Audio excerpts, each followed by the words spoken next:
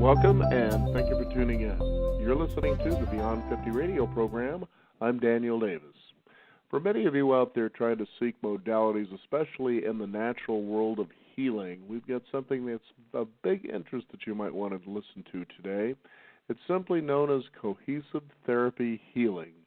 Now, this was a modality that was created out of our guest's passion for comfort and relief and the palliative care and recovery that ran deep when she was inspired by her mother, who was diagnosed with breast cancer. The experience created the seed and insight for the cohesive therapy approach, making the cornerstone of her profession a commitment of compassion and care. She started her practice in Ashtanga, Yoga, and Vipassana in 2002, and has practiced meditation for more than a decade. She also graduated from the Maui School of Therapeutic Massage by the age of 19 and has since had extensive continuing education and has been certified and well-versed in Thai massage, lomi, hydrotherapy, hot stones, deep tissue, along with many others. I'd like to welcome to the Beyond 50 radio program today our guest and healer, Gopina Katerina. Gopina, thank you for joining us here on the program today. Hi, thank you so much for giving me this opportunity to express more to our viewers out there, and to also hopefully today not just talk about cohesive therapy, but maybe leave them with some inspiration to take some of the things we talked today and actually start to apply to their lives. Well, very good. That sounds like a big commitment. So let's talk about what is beneficial about what is known as cohesive care or therapy. Thank you so much. Yeah, so the cornerstone of cohesive therapy sessions address, clear, and reduce inflammation and congestion throughout the session to support a deep detoxification and faster recovery from your therapy session.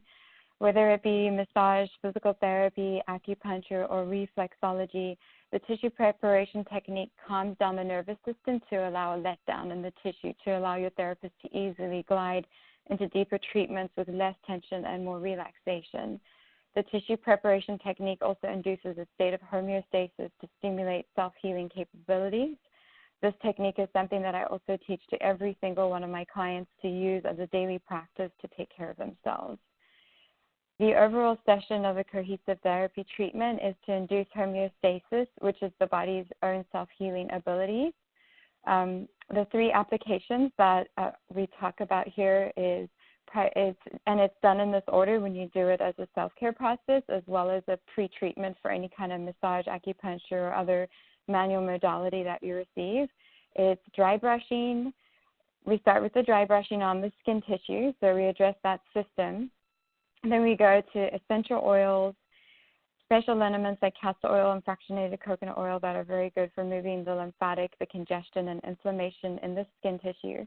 Then we apply heat applications with moist heat packs to different kind of stones. We use either black stone or Himalayan stone that has mineral qualities that put minerals back into our body. And then finally cupping, which is a suction therapy that is something that's a very old age use technique to actually lift and drain any congestion out of the body.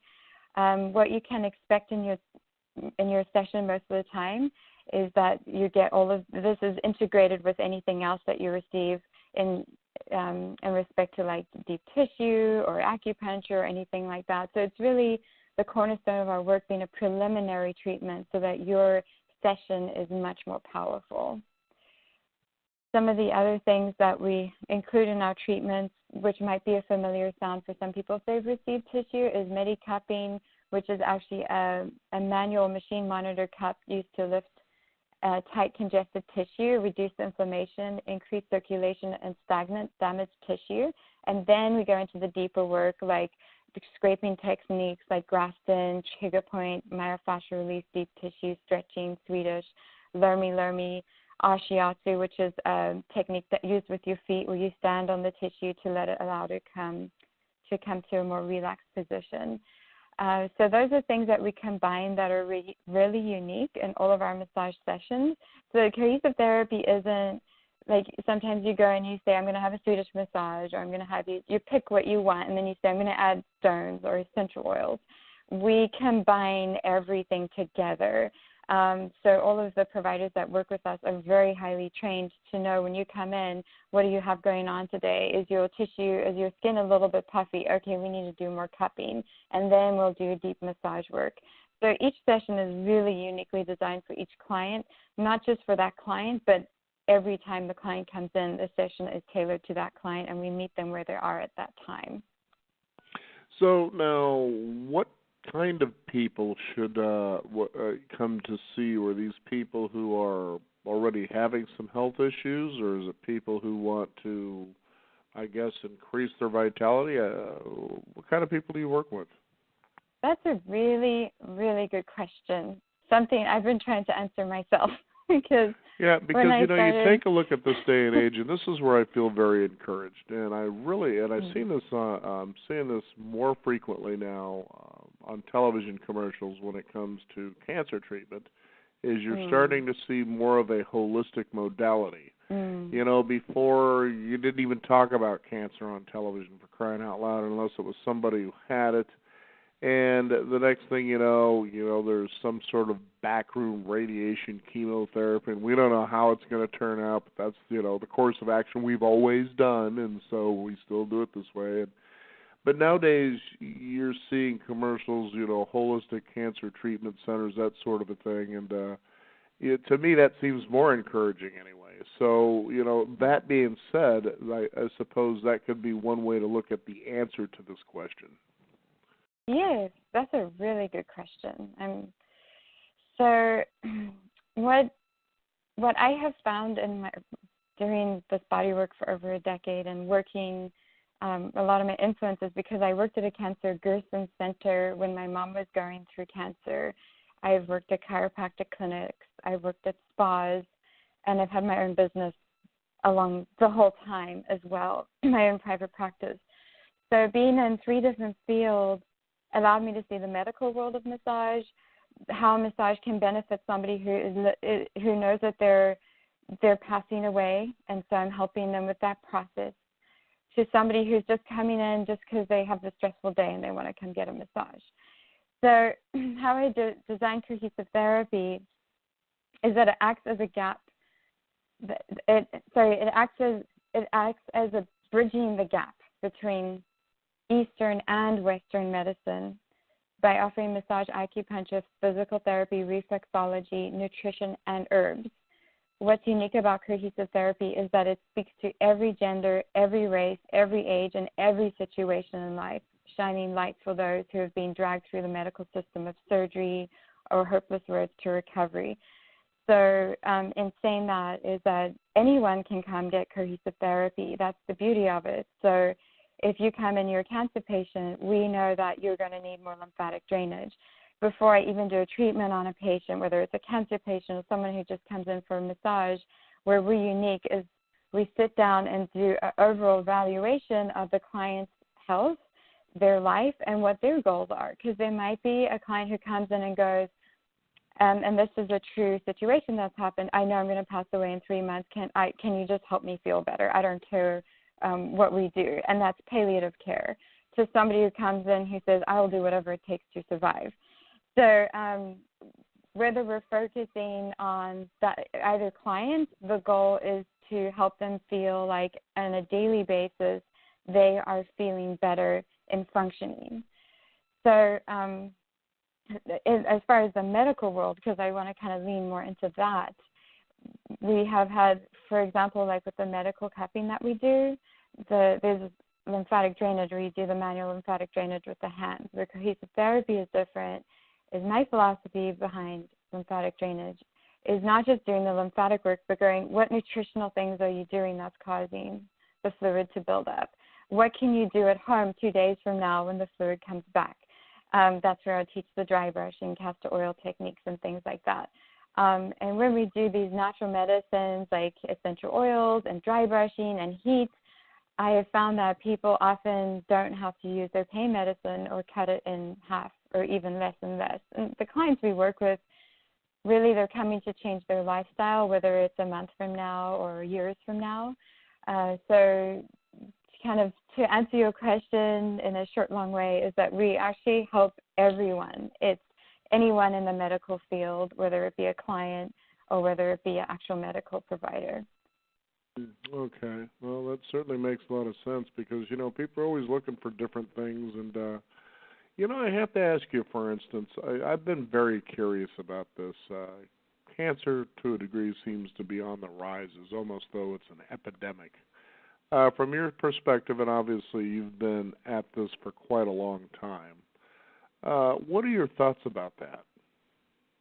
Oh, the epidemic of cancer?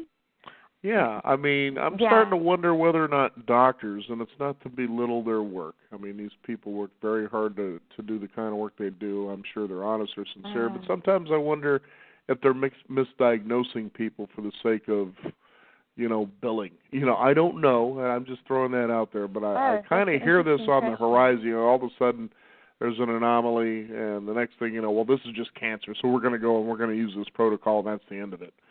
And we had, for instance, actress Suzanne Summers was on the program, and this was quite a while ago, and she has a book out called Knockout, and it's about cancer, doctors trying to, be more renegades in the treatment of this thing and be more successful. And she was diagnosed with cancer, and it turns out she decided, I'm not so sure I'm buying this opinion because basically they were saying this is what we're going to have to do to you. She says, I'd just rather just go home and die.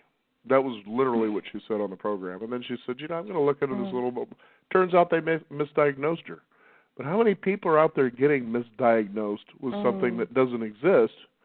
And I know that sounds like it's a lot that I'm putting on you, but from a holistic approach, that's the way I kind of want to look at this. What are your thoughts on that and your experience, especially since you have that experience with your mother? Because I even become more curious about that with women and breast cancer. Really, there's just that many women out there getting breast cancer. Just, to me, almost seems unreasonable. Well, so that's a good question. My mom had cancer, and they said she was going to pass away in like 3 years. And she was the one who said, actually, no, I'm in a cell. We lived in South Africa at the time. I grew up in South Africa, and my mom is just my inspiration still to this day. She said, well, I'm going to sell all the land and move to Hawaii. So she did that, and it's kind of a long story how that all happened. But we ended up in Hawaii, and she lived for over 7 years. And I have kind of a couple perspectives on cancer, and I guess I'm going to base it off my experience. She moved to Hawaii, and she lived out her dream, and she was happier than I ever saw her in 7 years of her life that she lived in Hawaii.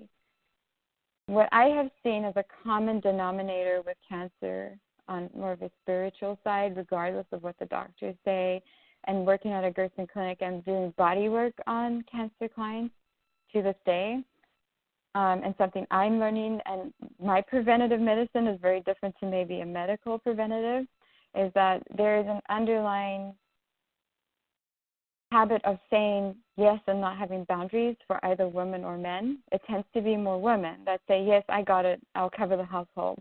Yet they're like not considering themselves. They put everybody else first.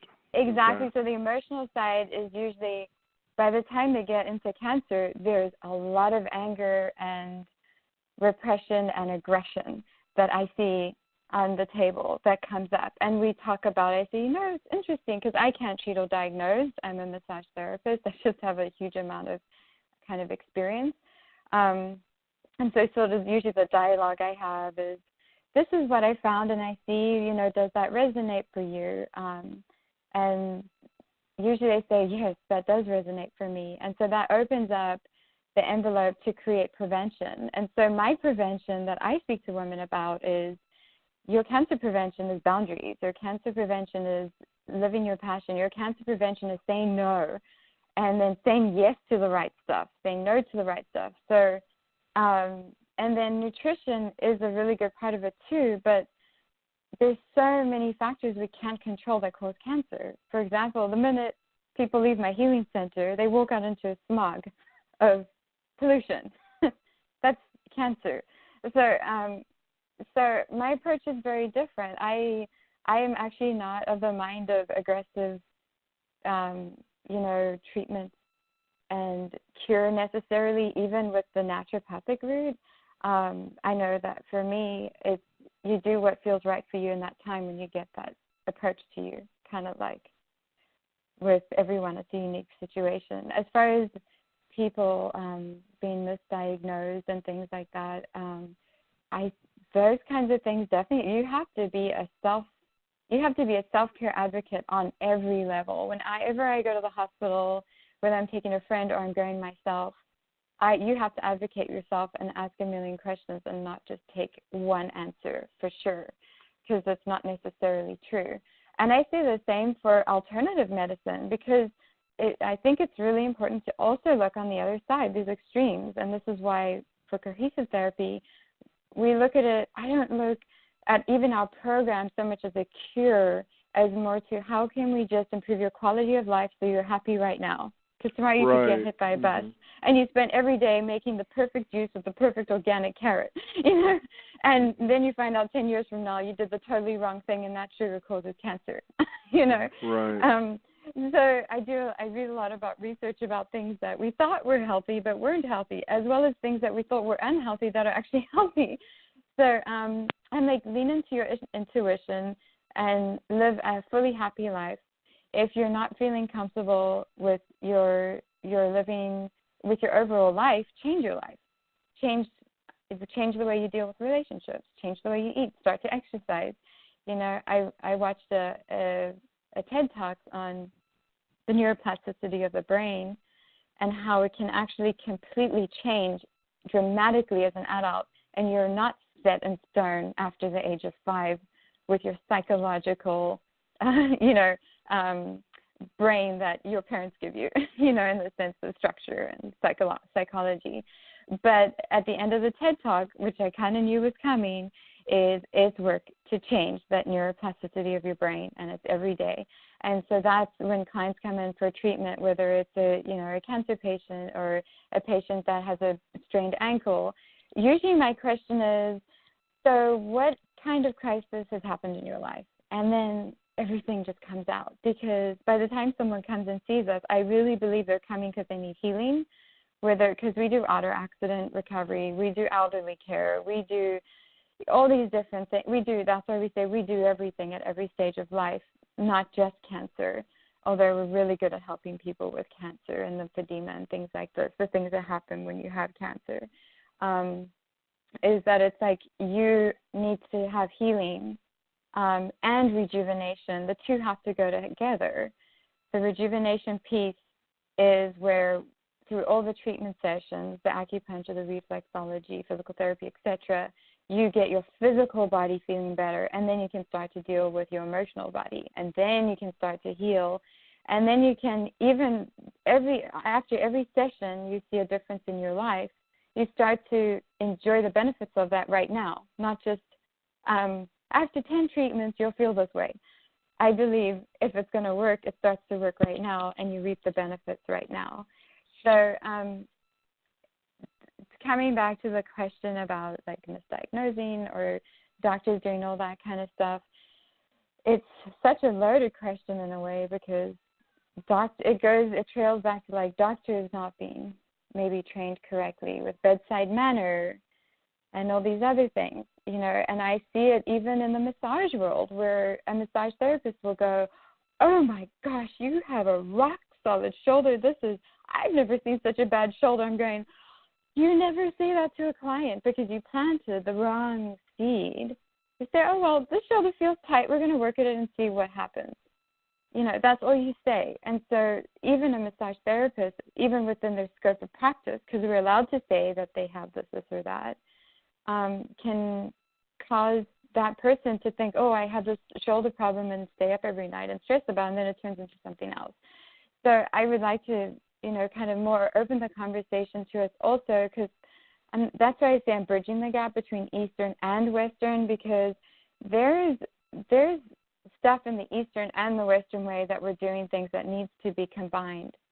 Because I have seen phenomenal work done with cancer, with the right prescribed chemotherapy, the right prescribed radiation, in combination with with all the other stuff. So bringing the two together.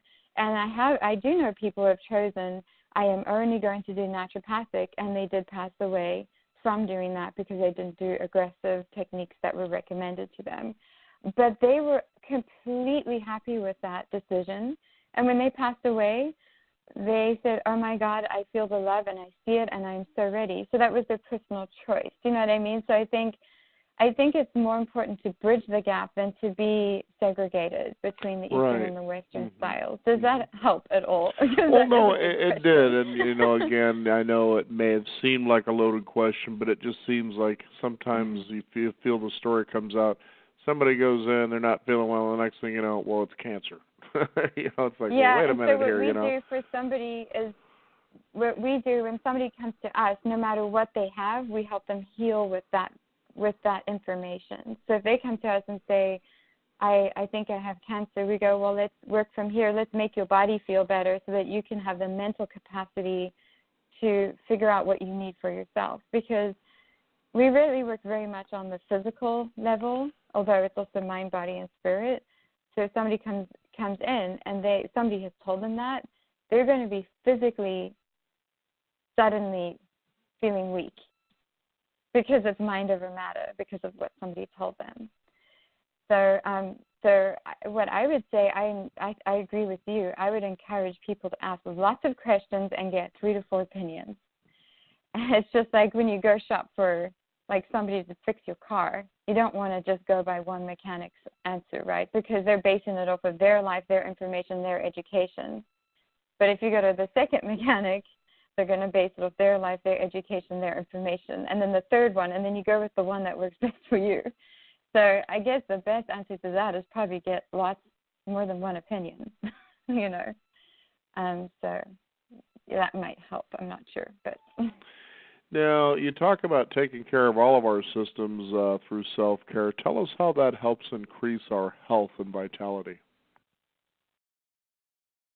Okay, so, our systems, and this is why we have massage, acupuncture, physical therapy, and reflexology. By systems, I mean, if we can, the muscular system, the skeletal system, that's like the bones, and then the muscular system is like the actual muscle belly that it attaches to the bones. And then the lymphatic system is the fluid that gets put in the muscle, the blood, all of that stuff.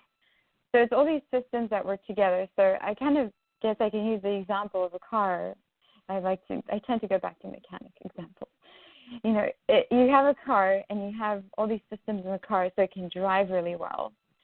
So if you come in and you just get a traditional massage, it generally only addresses the muscle tissue. But when you work with the muscle tissue, there's fluid in the muscle that gets released, and there's toxin in that fluid. Well, what happens when all of that comes out is often people say, oh, I'm really sore, or all this stuff surfaces. Well, that's where cohesive is different, because we go, oh, okay, now we need to do more decongestion for the fluid in the body that got released from that muscle, and that's why we do the cupping and the dry brushing. The other part of it is, the nervous system. Acupuncture is really good with the nervous system because it's all those electrical currents that run through your body. Massage does address the nervous system in the way that it relaxes the nervous system, but what acupuncture does is it actually puts needles along these systems that connect with the organs, like, say, for example, the liver, the kidney, things we can't wrap our hands around, literally. Like, I can't go inside, and I can massage the organs in the body from the outside and do abdominal work that's very effective. But as far as the electrical currents that run through that organ, that's where the acupuncture is very beneficial. And then we have movement, so we can get acupuncture and then we can get massage therapy, but then we have to move our body on a daily basis to keep that lymphatic system actually going and cleansing itself regularly, and to keep that nervous system relaying information, back and forth. So all these things work together. And my ultimate goal with working with all the different systems is that they work together, and that people start to get out of their chair and move, get off of their devices, start to engage with each other and be social. We know now that literally there is a chemical thing that happens when we're around other people, talking to them and engaging with them. And it's actually what makes our brains healthy. So in this modern world, we're just like on devices. We're in one position. And if you're in that position, you get depressed because our body is designed to move in dynamic postures on a daily basis. So that's why people feel really good when they come in and we do stretching and we do massage and we do acupuncture, because we're stimulating the systems to function, which is something you can do on your own with yoga and movement and all of these things. But we, because we live in a lifestyle where we sit in a chair at a desk all day, we have no idea we even have all these other things to pull on. So we think we're depressed, we think we have anxiety, but actually we're not moving. So our body can't stimulate those things. So that's how cohesive therapy works, is that by doing a balance of different treatments, we're able to address the systems and encourage, without even saying anything to a client, they start going, light bulbs go off. They go, oh my gosh, if I start to exercise, I feel so much better. And then they want to start to move towards that feeling in their life, so they change their lifestyle. So that's kind of like off the table. So we try to get the client to start to take what we do on the table off of the table. So I don't know if that helps at all with Absolutely. that question, but yeah. Yeah, it's just quite amazing when you talk about holistic health care, and you treat the whole body, because a lot of times I think when people think of sickness, such as we were talking about earlier, they talk about pain. They see this thing as separate from them, and it's like, but you're in your body. When's the last time you actually felt that you were in your body? When was the last time you really even meditated, or even, not even say meditated, but that you really felt how cool it was to be self-aware? Man, I'm alive. Yeah. I'm looking out at this world. Man, how did this happen? That sort of a thing. And when you take those times just to reflect on that simplicity alone, and you realize, wow, this is an amazing world. And one of the things we've talked many times on the program about is, for instance, belief systems. How did you come to believe the things that you believe? Is this something that you have to be rigid in, or are you willing to change, for instance? Yeah, there's just so many things that, I know you're talking about here, and I think an important question for people to know is that you would say that in cohesive therapy and cohesive care, as you're talking about, is things such as, being able to make self-care, as you've been talking about, easy and fun every day, so that it's a part of a person's life without thinking about it. And today, this day and age, and I've been just as guilty. You find out something's good for you. There's a lot of B+, for instance, in carrots. You were mentioning carrots earlier.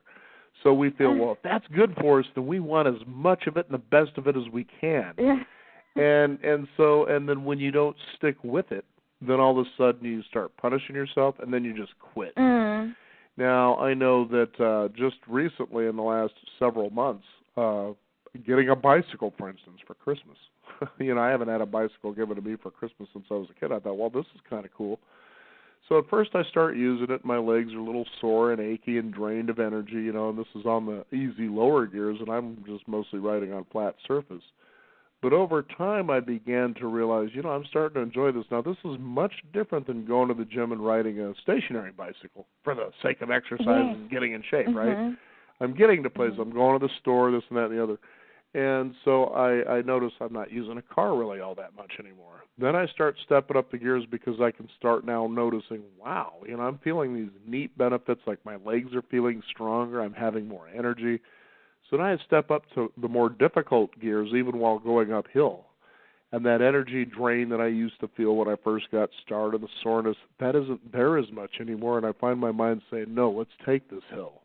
See, but that took time and consistency. And, in America, we always seem to think bigger, better, faster, stronger, that sort of a thing. If I go this direction because they said so, you burn yourself out from ever feeling the benefits over a long, consistent term of doing something. And I'm sure that's what you advocate for. Absolutely. Actually, it's your story is really great. It is a long-term process. I keep telling people, when we started, I was always comparing myself to like a spa. I was like, we need to compare ourselves to the spa. I'm like, but I'm doing this all wrong. I'm like, we're we're a healing center, It took me a long time to figure out what we're doing, and you're totally right. We are helping people find awareness in their body on the table so that they can be inspired to find that awareness in their life through activity. And activity that's sustainable. It's not sustainable. If you hate weight training, that's not sustainable. And so, or if you hate a certain food and you need to eat it, because I hear these people, they have allergies and they have to cuddle this food out and this and that and et cetera, and then they beat up on themselves if they do this. And they're always so surprised when I tell them, I had a milkshake and a burger. It's like, right. What? Mm-hmm. They go to extremes, and it's that extreme yes, feeling. Even that, I'll give you an idea. I remember years and years ago, when I was working in hospitality, food serving, bartending, and there was a guy that came in for lunch, and he's looking at the menu, and you could just see it on his face. It's like he just want to throw the menu right out the window. And he just had this look of aggravation, sort of like eating is painful. So I just quickly said, so what's going on here? He says, well, I'm on this no-carb diet. And this is the kind of extreme behavior I see in people. It's just funny. And I said, really?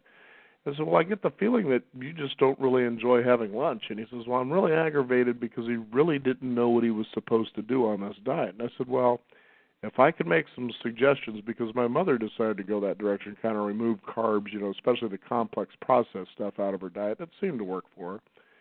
I said, okay, how about if we do this? And seafood was on the menu, and I said, well, why don't we go ahead and we'll do a little bit of halibut over some steamed vegetables. He says, I can do that? See, he wasn't even aware of what his choices are. I said, you're just simply removing this one little thing, but you don't lose taste, No, and he was like, wow, and then he left just yeah. like he was about to click his heels going out the door, but it was that. But people do that to themselves. They become aggravated because they feel limitations. Well, it's the limitations in thinking that got you there in the first place. Yeah, and it's so easy to be healthy. I say I want it needs to be easy, and that's and what fun. we do. Yeah, because I understand other spaces, like detox centers and things that are very extreme. But I'm trying to speak to lay people who are going home and doing this, and that's why we're located downtown, because people don't have time to drive out to a retreat center for 5 days or even a weekend. So my concept is that they can come in for an hour treatment or a 2-hour treatment, get, inspired, get their body cleansed, do some detoxification through the dry brushing techniques and the cupping, all these different varieties of things. And then go home and go, oh, what's in my fridge? Right. I'm throwing everything out. You know what? It's so easy to just grab a bunch of salad, rinse it. It's called my lazy salad. All I do is I literally take a romaine lettuce, I rinse it, I chop it up, I put dressing on it, boom, there's my salad. It doesn't have to be this fancy cookbook of vegetarian. Now I add my onion with my pickled this and that. It's like, it's too complicated, at least for me. Like, that's my healthy is, I got to grab lunch. I grab a bunch of kale, I grab a bunch of salad, I grab 5 different vegetables, and then I grab this and that, and a handful of nuts. That's my lunch. And then I clean it up and I eat it. And I'm kind of weird like that, but, if we can start to think of snacking, doesn't have to be in a package. It can be a washed romaine piece of lettuce. Eat it. It's so delicious, but you have to teach your taste buds to do that. A handful of nuts and a couple pieces of romaine lettuce, you're good to go. That's nutrition. If it's not in a package with added vitamins, we don't think it's healthy for, it's just we've been so brainwashed, Being healthy is so ridiculously easy. Before you take a shower, dry brush your skin. Brush your skin like you brush your hair. If you don't brush your hair, it gets dry and then it gets crackly. All this dead hair sits up in your hair, right? Your skin does the same thing. It builds dead tissue cells, and your skin is the biggest organ of your body. If you just start skin brushing on a regular basis, and it doesn't have to be every day. It can be once a week. It can be when you remember, at least once a month. That's kind of my thing, is I go, if once a week you can eat vegetables and this, I kind of see it more, I see the bigger picture, because usually a care program is once a day you do the structure, and then, the daily structure of the meal plan. I see meal plans in weeks, in days, weeks, months and years. That's how I see getting healthy. It takes 7 years to restructure your mind, your body, your spirit, and every single cell in your body. You have a new body in 7 years. So I have clients that have been working with me for 7 years, and they are different people. So when people come in, I go, this is more like a 7-year plan, but let's start with the first session. Right. And they're really surprised to hear that. My personal story, with my mom going through cancer, with touch, was that no matter what you're doing, if you have compassion and love and touch in what you're doing, you're going to help heal somebody. And that's what I teach my therapists, because they're like, you have so much education. I'm like, I do, but if I don't have compassion, care, love, and touch in my hands, it's useless, because the only reason my work is effective is because I listen to the body and I gauge my information and my treatment off of the client's body. So that's what we do with everything, acupuncture or physical therapy. Physical therapy is not done on machines. It's a yoga mat, a massage bowl, some taping. We use some weights, but we integrate Tai Chi breathing before you even start to do physical therapy. And when I started working, because everyone that comes into my office, they're incredibly good at what they do, but I still have to train them. Even if they're in a different field than I do, I make it cohesive, like, for example, physical therapy, because it's something we just added. Our physical therapist, I worked with her, and she has amazing experience in Tai Chi and all these other things. And she started working with me, and I don't do any training with my therapist until I work with them for at least 5 to 6 sessions, because I want to see who they are before I work with them. And I was like, where's my breath in this leg movement? I don't know where I'm going. And so there's no focus, because the biggest thing with physical therapy is people don't do the exercises because they're boring. And so I started working with our physical therapist. I said, what if we started to use the gaze points in yoga? What if we started to use a focus of an in and out breath? What if we started to get silent before we get into movement? I said, let's just explore this. And the reason I love my physical therapist is because she just gets so excited about this stuff. And so we did. We started exploring it, and we started in doing this. And then what happened was her clients came back to me. They didn't talk about the very advanced physical therapy exercise. They said, that Tai Chi breath movement thing we did in the beginning of the session, it just changed my whole life. And so it's just very interesting, that whether we're doing, no matter what we're doing in modality, because there's like 100 massage modalities. There's all these different forms of acupuncture and physical therapy. It's coming back to mind, body, and spirit. If we're not doing all 3 of those things in all of our sessions in every moment, not just when we remember, right. The mindfulness, we're not going to change anyone's lives. It's something that has to be an experience, because then it affects the client. So when I put the programs together, I have taken that everyone who works for us, that's their goal too. They're healers, and I train them, but I also train them, okay, now I've given you tools, but now you do what you're good at. I really believe that healers have a talent, but they don't always know what it is. And so I help them to find what that talent is and strengthen the talent that healer has, not the talent that I have, because I have a different talent. When I work with my clients, my healing ability is that I actually feel the pain in my body, and that gives me the information of where to work on them. That's the intuition part. And once I've worked on them, I feel the pain resolve in myself. Another thing I see is I see images of things in their lives that could have caused the trauma to the tissue. And if they're open to talking about that, that's fine. If not, I just see it and I let it help me, and it's my information. Another one of my therapists, she sees colors. She literally sees colors, and that's her healing gift. So it's not just anyone can actually do cohesive therapy as a provider. They really have to be uniquely talented to do something like that, because every person is so unique that comes in. One client that came in, might have a history of physical trauma. Another client might have a history of emotional trauma. Their treatment's going to be totally different, but both of those clients are going to really need compassionate touch, a lot of dialogue and communication so that they feel comfortable every single step of the moment in the session. And that when they're on the table, they're not just receiving a session, they're completely involved and they advocate for themselves. So I tell my clients, you're actually going to learn to receive massage or whatever treatment you're receiving. It's not actually just about laying there. It's about your feedback as well. Right.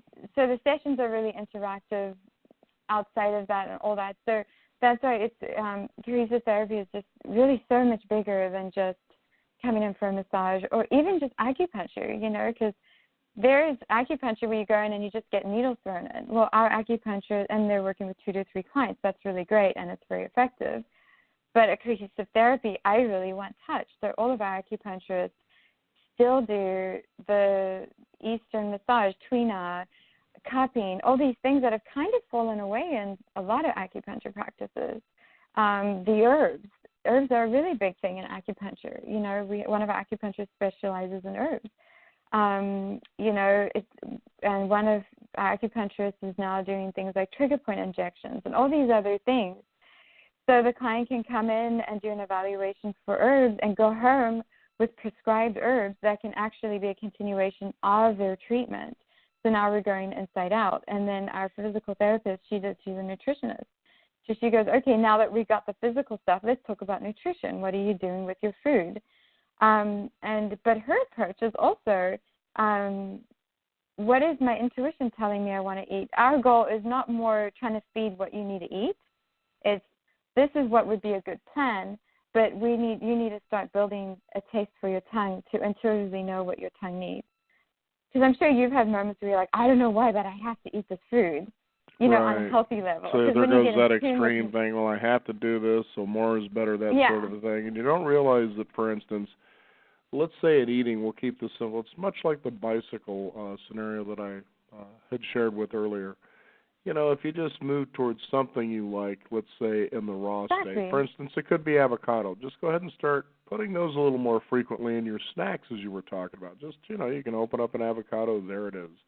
What's another thing you like to eat that's natural maybe in its raw state, Take that and let that become part of your snack instead of reaching for chips. And I love potato chips, and every once in a while I just think, I want to do my Ruffles or whatever it is, and I'll do that, and I'll feel just as happy as a clam. I don't feel guilty at all.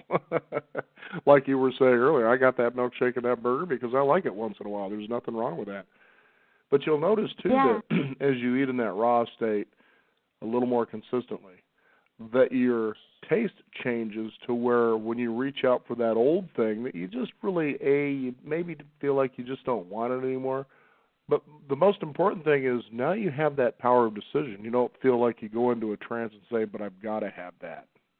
You really feel like you have it. And I'll give you an idea back to the bicycle. I could wait for the bus to have it take me to where I need to go, throw my bicycle on the front.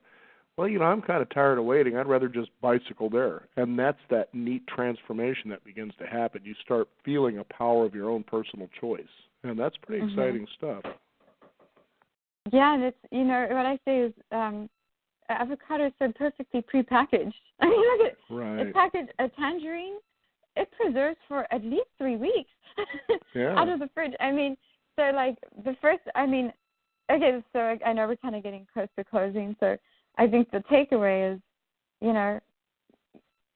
just on nutrition, exactly what you said was nature is already prepackaged. If it's in a package, I don't care if it's organic or what it is, it's already it's past the step of what we need to be for. The minerals are gone.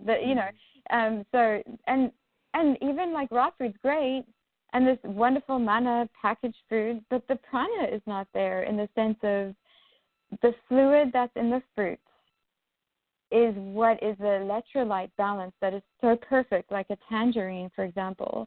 The fiber in the skin, the electrolytes in the fluid. I mean, it's such a perfect thing that's put together. The whole process, when you peel the skin, the essential oils that burn off of the skin, you smell the essential oils, and then you open up the fruit, and then you break them, and then you bite into it. So by the time you're done with the tangerine, you're 100% satiated. So what the medical industry will go, they'll take what's good out of a tangerine, they'll put it in a pill and in a little container. Well, that is no longer a whole food, even if it's a whole food supplement. So I really keep coming back to eat your supplements. Eat your supplements, eat your supplements, it's cheap, it's easy, and it's affordable. You know? Yeah, absolutely. And you're totally right. So getting in the habit of grabbing that, and then that, I think that's more of an important groundbreaking thing to do than to get into taking a lot of pills, because your body has to break down pills. It has to break down all that stuff. If it can at all. I remember even place. talking with people who were in the industry, plumbing, and they said, you'd be surprised how many times I see these things passing through people without even being digested. And this is a guy that's not even in the industry to give you supplements. He's in the industry to make sure that when these things pass through your body, that thing anyway. It's just going straight through.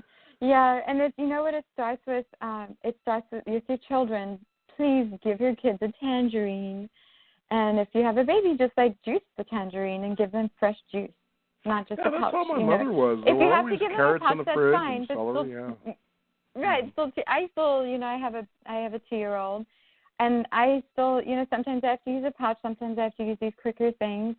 But what I started doing, I was like, it's actually just as easy to grab a piece of fruit as it is to grab a pouch, and it's much healthier. All I need to do is bring things to clean my hands, or the sticky mess or whatever it is. Well, here, listen, we are just about out of time here, but there was a question I know the producer wanted to know, and I was curious about this too myself, and it concerns mineral bathing.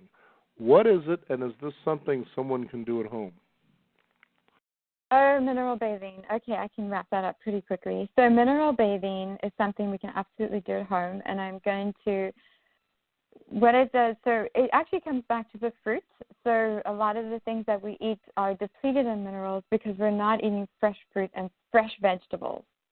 And even if we are eating fresh fruit and fresh vegetables, and even if it's organic, we don't know the standards, a lot of the minerals aren't necessarily 100% in those because our soil's depleted. So that's like magnesium and all these other things. So when we do mineral bathing, we want to do a variety of salts. A lot of people know about magnesium, Epsom salts. But on my Selfcare page, so if you go to cohesivetherapy.org and you go to the Selfcare page, I talk about the website seasalt.com, and I talk about all the salts that you should use, the Burkak Dead Sea Salt, Himalayan sea salt, magnesium, the Epsom salts, and then there's a couple other salts. There's Dead Sea salts, there's gray salts, there's a variety of salts. So I usually say if you use at least those 5 different, very highly different salts, they're each very high in a different mineral. So if you rotate your mineral bathing, you'll actually feel like you have a lot more energy because it absorbs into the muscle. Minerals absorb easiest through the skin tissue. So that's why mineral bathing is really good. And then I tell my clients, when you do mineral bathing, make sure you dry brush because you want to make sure your skin pore is open to absorb the minerals. So taking it a step further, dry brushing, and then having the minerals that absorb into your tissue. So that's why mineral bathing is really beneficial. It's like if you go to a hot spring, you're doing it to get the minerals into your tissue, right? Like the sulfur or whatever that is. So because we can't spend 3 hours driving out to a hot spring, we can create this environment inside our bathroom by actually purchasing these salts and putting them in our bath. Wow, right. And for mineral salts to be effective, you really want a lot, like at least 4 cups of salt. Yeah. Well, this is all very enlightening, especially for our listeners out there again. And one of the big things that I was picking up on from you just moments ago, especially when you talk to people who come to see you, is rather than saying to someone, excuse me, do you want to heal? Do you want to feel better? The question changes where you just simply say, are you willing to do this? Now, just that change in the question alone changes everything. You know, do you want to? Of course, people want to, but then that rational subconscious mind steps in and says, what, are you kidding me? You know you're going to quit. Now, when you say, are you willing, there's a sense of cooperation. See, it's much different. and it's pretty exciting stuff that you do there. Yeah, and what I say is, never give up. Just because this didn't work or that didn't work, you will find something that works. But if you give up, you won't find something that works. Right, exactly. So, just never give up, and so, it's just never give up, continuing to do your research. And the biggest thing is that if something is right, it's easy and it resonates with you, and it's something that can be part of your life on a daily basis without thinking about it. And it's something you're drawn to that you get excited about. So if you start to do that with your lifestyle on every level, and that's food, that's nutrition, that's relationships, that's everything. It's lifestyle. So if you look at life, that's how you live your daily life. It's your habits. It's how you think. It's how you respond. It's all these different things. So I encourage listeners out there to you can go to my website, cohesivetherapy.org.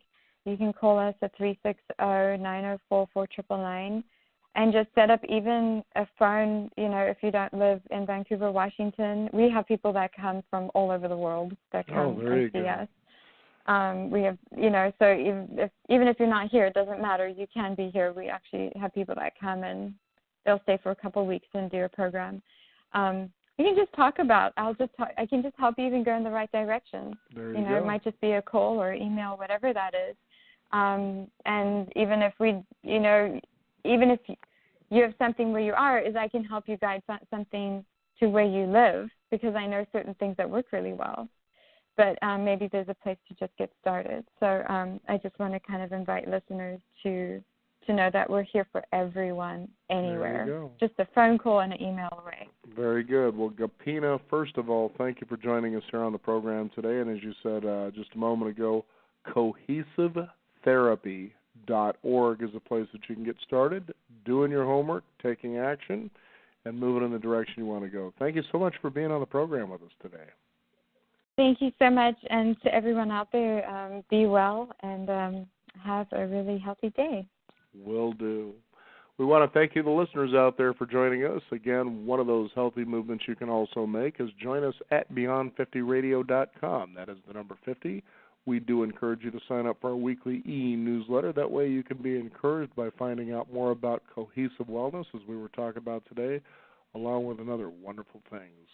I'm Daniel Davis. Thank you for joining us. This is the Beyond 50 radio program. And remember, live your day past halfway.